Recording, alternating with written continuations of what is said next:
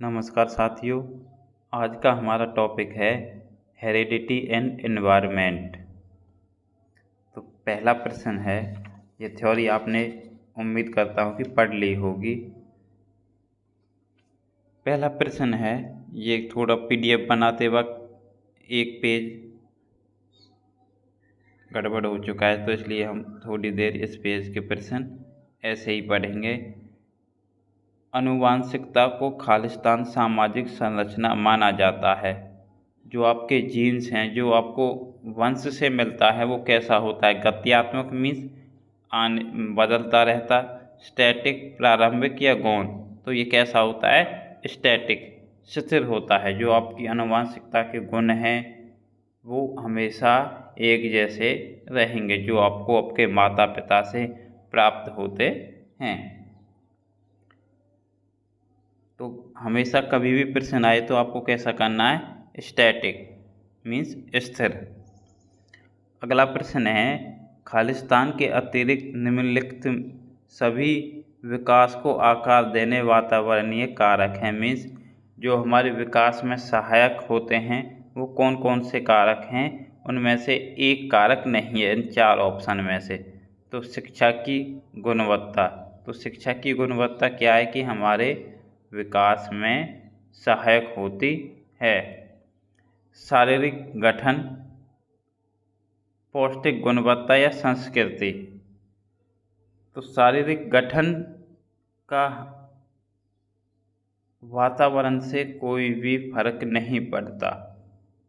ये वातावरणीय कारक पूछे गए हैं, आपको ये पॉइंट जरूर याद रखने हैं। शारीरिक गठन ऐसा नहीं है कि हमारे विकास में नहीं आता, लेकिन क्या है, वातावरणीय कारक पूछे गए हैं। शिक्षा की गुणवत्ता हमें कहाँ से मिलती है? अपने वातावरण से, अपने आसपास से। जबकि शारीरिक गठन हमें कहाँ से प्राप्त होता है? जीन से, हेरिडिटी से। पौष्टिकता की गुणवत्ता, यदि आपके पास पौष्टिक खाना पीना होगा तो आपका शारीरिक गठन अच्छा होगा। लेकिन पौष्टिक आपको कहाँ से मिलेगी? आपके वातावरण से। संस्कृति आपको कहाँ से मिलेगी? आपके वातावरण से। तो शारीरिक गठन को छोड़कर बाकी ये क्या हैं? सभी वातावरणीय कारक हैं जो हमारे विकास में सहायक होते हैं। अगला प्रश्न है, निम्नलिखित में से कौन सा मुख्य आनुवांशिकता संबंधी कारक है? मीन्स जो आपको हेरिडिटी से डायरेक्ट अफेक्ट करता है। समकक्ष व्यक्तियों के समूह के प्रति अभिवृत्ति, ये क्या है? ये हेरिडिटी का नहीं है। चिंतन प्रारूप, तो चिंतन प्रारूप तो चेंज भी हो सकता है। और है आँखों का रंग, ये सबसे ज़्यादा आपको उत्तर मिलेगा। आँखों का रंग हमेशा किससे मिलता है? हेरिडिटी से। सामाजिक गतिविधियों में भाग लेता, ये सबकी भिन्न भिन्न हो सकती है, लेकिन आँखों का रंग आपको सिर्फ हेरिडिटी से ही प्राप्त होता है। अगला प्रश्न है, the nature nurture debate refers to. तो नेचर से मीन्स क्या हो सकता है? प्रकृति। प्रकृति मीन्स आपका हेरिडिटी से यहाँ मतलब है। नेचर जब भी शब्द आए तो हेरिडिटी, जो आपको अपने वंश से मिली है। और नर्चर मीन्स होता है पोषण करना, पोषित। तो पोषण आपका कहाँ होता है? वातावरण में। तो नेचर नर्चर मीन्स है आपका आनुवांशिकी और वातावरण। इन दोनों का मीनिंग आपको अच्छे से समझ लेना है। अगला प्रश्न आएगा, प्राकृतिक पोषण विवाद में प्रकृति से क्या अभिप्राय है? तो मैंने अभी से बता दिया, प्रकृति से अभिप्राय आपका अपना जीन से, अपने जेनेटिक्स से, अपने माता पिता से, आपके पुरखों से, हमारे आस पास का वातावरण। तो इसका संबंध है पोषण से, हमारे आसपास का वातावरण। जैविकीय विशिष्टताएं या वंशानुक्रम सूचनाएं, इसका संबंध किससे है? मैंने अभी बताया था, बायोलॉजिकल गिवेंस और हेरिडिटी इन्फॉर्मेशन। तो इसका संबंध किससे? प्रकृति से। यही हमारा आंसर होने वाला है। एक व्यक्ति की मूल प्रवृत्ति एक की नहीं, सबकी ही ऐसी होती है। भौतिक और सामाजिक संरचना की जटिल शक्तियाँ। तो प्रकृति से हमारा क्या अभिप्राय है यहाँ पर? जैविकीय विशिष्टताएं वंशानुक्रम सूचना मीन्स हमारा हेरिडिटी से मतलब होता है। अगला प्रश्न है,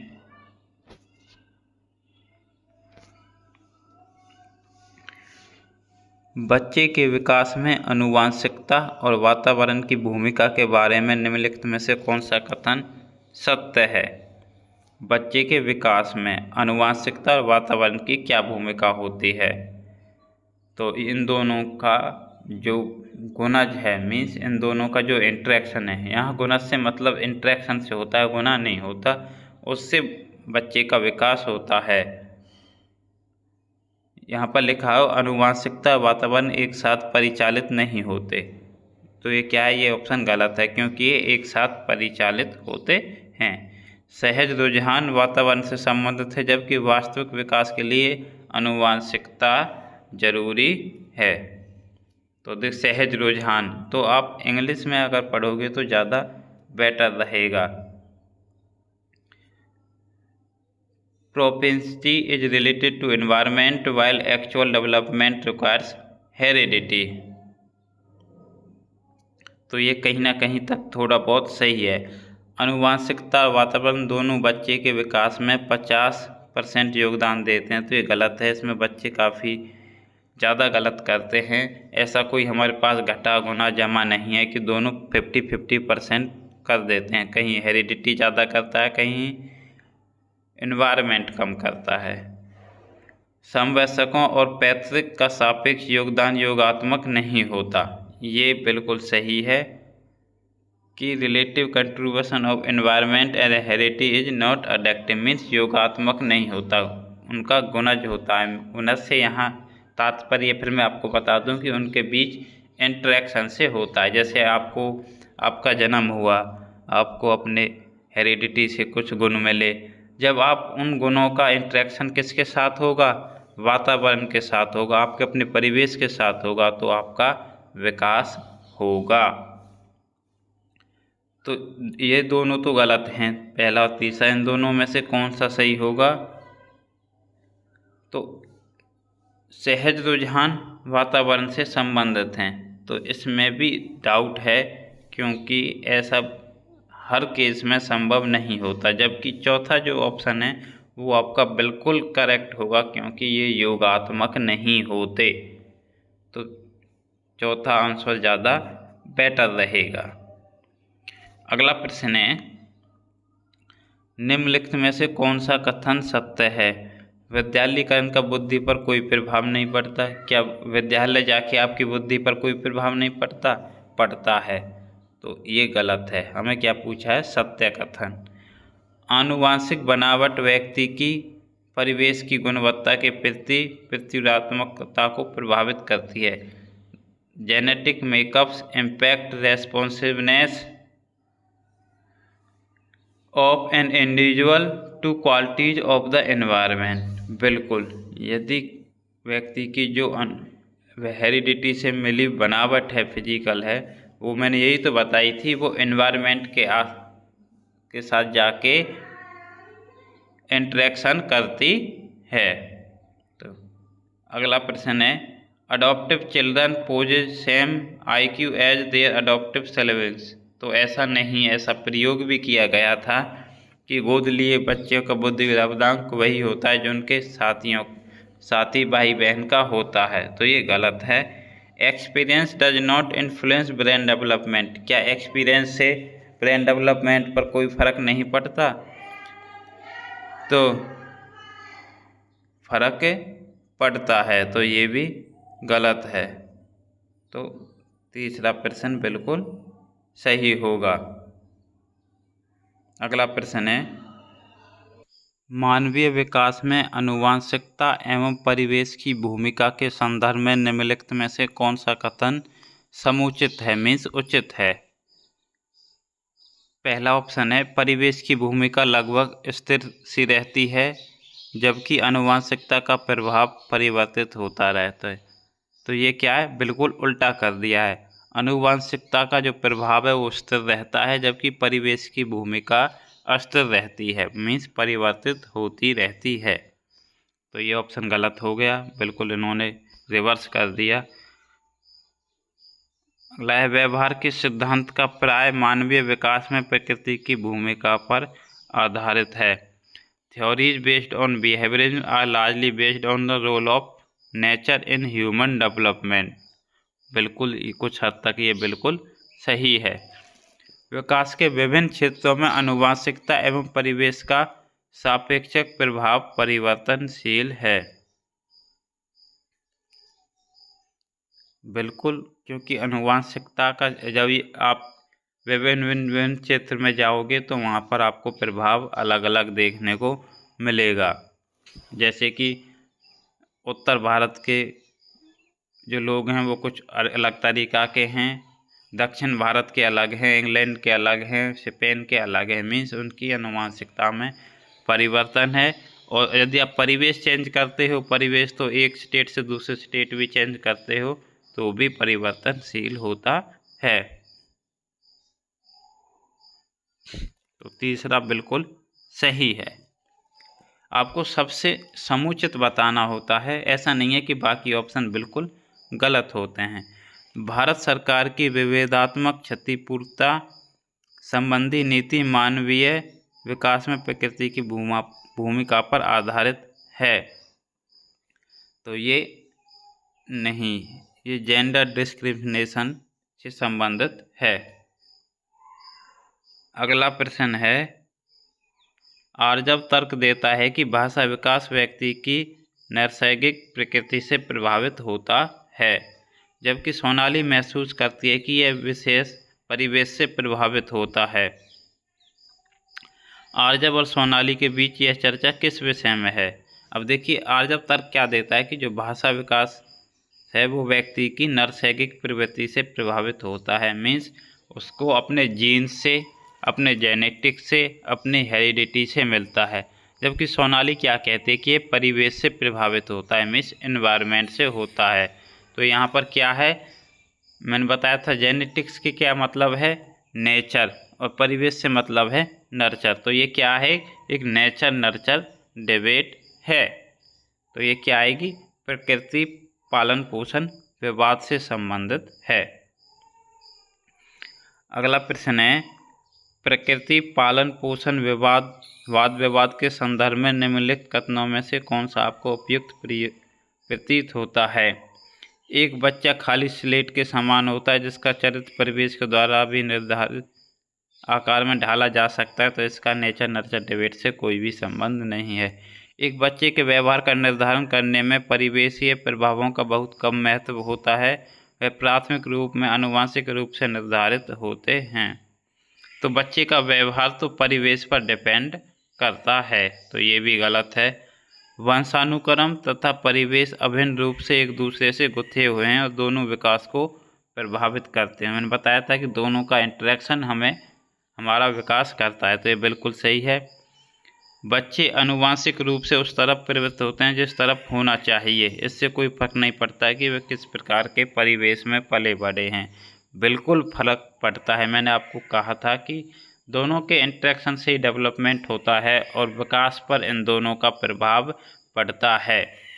क्या है कि आपके माँ बाप अगर छोटे कद के हैं, यदि आपको परिवेश अच्छा मिलता है, मीन्स आपका पालन पोषण अच्छे से हो जाता है, तो आपकी हाइट उनसे ऊंची जा सकती है। तो जीन्स पर वातावरण का प्रभाव पड़ा। यदि आपके हो सकता है कि आपके माँ बाप बहुत लंबे हैं, लेकिन जो आपके बच्चा है उसको पालन पोषण अच्छे से नहीं मिला, तो क्या है कि उसका जो लंबाई है वो उनसे अधिक नहीं रह सकती, मीन्स कम हाइट भी रुक सकती है। तो जीन्स पर प्रकृति का प्रभाव पड़ता है, प्रकृति पर जीन्स का बच्चे के विकास में। तो कौन सा होगा, तीसरा बिल्कुल सही होगा। अगला प्रश्न है, क्या बच्चे इसलिए भाषा अर्जित करते हैं क्योंकि उनमें आनुवंशिक रूप से ऐसा करने की पूर्व प्रवृत्ति होती है, या उनके माता पिता प्रारंभिक अवस्था से ही उन्हें गहन रूप से सीखते सिखाते हैं? प्रश्न आवश्यक रूप से दर्शाता है। तो ये भी क्या है, एक नेचर नर्चर डिबेट्स है। क्योंकि पहले पॉइंट में क्या कह रहा है कि आनुवंशिक रूप से, मीन्स हेरिडिटी, और दूसरी में आ रहा है कि माता पिता उन्हें गहन रूप से सिखाते हैं, मीन्स परिवेश। तो ये क्या है, नेचर नर्चर डिबेट है। अगला प्रश्न है, किसी व्यक्ति को आकार देने में वातावरण के घटकों की कोई भूमिका नहीं होती, क्योंकि प्रत्येक व्यक्ति की बुद्धि उसकी आनुवंशिकता संरचना से निर्धारित होती है, कथन है। तो ये कथन बिल्कुल गलत है। आप स्टेटमेंट आपने अपने आसपास देखा होगा कि यदि किसी बच्चे के माँ बाप होशियार हैं, वो बच्चा भी होशियार पैदा होता है, लेकिन यदि वो गलत संगति में पड़ जाए, गलत परिवेश में चला जाए, तो उसकी जो बुद्धि लब्धि है वो कम होती चली जाती है। तो ये कथन ठीक नहीं है। यहाँ तक तो ये सही है, क्योंकि बहुत से शोध यह सिद्ध करते हैं कि विकास में वातावरण का बड़ा प्रभाव पड़ता है। बिल्कुल, विकास में वातावरण का प्रभाव पड़ता है। तो ठीक नहीं है, ये तो यहीं से गलत हो गए। सॉरी, ठीक नहीं है, क्योंकि वातावरण के घटक किसी व्यक्ति की बुद्धि और विकास में कम योगदान करते हैं। ऐसा नहीं है कम योगदान करते हैं, अधिक योगदान करते हैं। तो पहला आपका बिल्कुल सही होगा। अगला प्रश्न है, एक 6 वर्ष की लड़की खेलकूद में असाधारण योग्यता का प्रदर्शन करती है। उसके माता पिता दोनों ही खिलाड़ी हैं। उसे नृत्य प्रशिक्षण प्राप्त करने भेजते हैं और सप्ताहांत में उसे प्रशिक्षण देते हैं। बहुत संभव है कि उसकी क्षमता निम्नलिखित दोनों के परस्पर प्रतिक्रिया का परिणाम है। प्रतिक्रिया मीन्स इंटरेक्शन। तो ये बात हमेशा याद रखना कि योगात्मक नहीं होता, ये इंटरेक्शन होता है, प्रतिक्रियात्मक। तो 50-50% यहाँ आ जाए कि दोनों का 50% योगदान होता है, तो वहाँ प्रश्न बिल्कुल गलत हो जाएगा। तो उनके दोनों माँ बाप भी खिलाड़ी हैं, मीन्स कुछ गुण तो उनमें जीन से मिले, तो ये हेरिडिटी हुआ। और वो उनको रोज़ प्रशिक्षण के लिए भेजते हैं, तो ये एनवायरनमेंट हुआ। तो ये क्या है, आनुवंशिकता और पर्यावरण, हेरिडिटी एंड एनवायरनमेंट का इंटरेक्शन हो रहा है। क्योंकि यहाँ पर साफ साफ लिखा हो उनके माँ बाप दोनों ही खिलाड़ी हैं और उन्हें नृत्य प्रशिक्षण को भी भेजते हैं। क्या ऐसा हो सकता है कि किसी के माँ बाप खिलाड़ी हैं तो उसे बिना प्रशिक्षण किए वो अच्छा खिलाड़ी बन जाए? तो प्रकृति का भी अच्छा खासा रोल होता है। अगला प्रश्न है, आनुवंशिकता और पर्यावरण की भूमिका के बारे में निम्नलिखित में से कौन सा कथन सत्य है? सीखने और प्रदर्शन करने की एक बच्चे की क्षमता जीनों द्वारा पूरी तरह से निर्धारित होती है। तो ये गलत है, पूरी तरह जीन से ही नहीं होती, प्रकृति का भी प्रभाव पड़ता है। अच्छी देखभाल और पौष्टिक आहार बच्चे के किसी भी जन्मजात विकार को दूर कर सकता है? नहीं। क्या कोई अंधा है तो अच्छी देखभाल उसका अंधापन दूर नहीं कर सकती? अगला प्रश्न है, पर्यावरण केवल बच्चे के भाषा विकास में महत्वपूर्ण भूमिका निभाता है? तो ये भी गलत है। पर्यावरण भाषा विकास के अलावा भी उसके अन्य पहलुओं पर भी प्रभाव डालता है। विकास के कुछ पहलू आनुवंशिकता और कुछ अन्य वातावरण से अधिक प्रभावित होते हैं। तो ये बिल्कुल सही है। कुछ पहलू तो बिल्कुल जीन्स पर डिपेंड कर, जैसे आपका आँखों का रंग, वो आपके हेरिडिटी से प्रभावित होता है पूरी तरह, और कुछ पर्यावरण से प्रभावित होते हैं। तो चौथा ऑप्शन आपका बिल्कुल सही हो जाएगा। और शायद आज का अंतिम प्रश्न होगा ये 15, मानव विकास के संदर्भ में आनुवंशिकता तथा पर्यावरण की भूमिका के बारे में निम्नलिखित कथनों में से कौन सा सही है? आनुवंशिकता एवं पर्यावरण दोनों एक जटिल पारस्परिक क्रिया के रूप में मानव विकास को प्रभावित करते हैं। बिल्कुल, ये बहुत दोनों क्या है कि इन्फ्लुएंस करते हैं ह्यूमन डेवलपमेंट को अपने इंटरेक्शन से। बिल्कुल सही ऑप्शन है, इससे अच्छा ऑप्शन मुझे नहीं लगता इसमें होगा। व्यक्तिगत भिन्नताओं का एकमात्र कारण आनुवंशिकता है, तो ये गलत है। व्यक्तिगत भिन्नता प्रकृति से भी प्रभावित होती है। परिवेशीय प्रभाव पूर्ण रूप से एक व्यक्ति के विकास को निर्धारित करते हैं? तो पूर्ण रूप से नहीं करते, प्रभावित करते हैं, लेकिन पूर्ण रूप से नहीं करते। मानव विकास न तो आनुवंशिकता और न ही पर्यावरण से प्रभावित करते हैं, तो फिर किससे प्रभावित करते हैं भैया? तो पहला प्रश्न का जो ऑप्शन है 15 का पहला ऑप्शन बिल्कुल सही होगा। तो उम्मीद करता हूँ आपको कुछ अच्छा सीखने को मिला होगा। यदि आपको कुछ भी थोड़ा बहुत भी सीखने को मिला है तो वीडियो को लाइक करें, नीचे कमेंट करें एक अच्छा सा। चैनल पर नए हैं तो चैनल को सब्सक्राइब करना ना भूलें। धन्यवाद।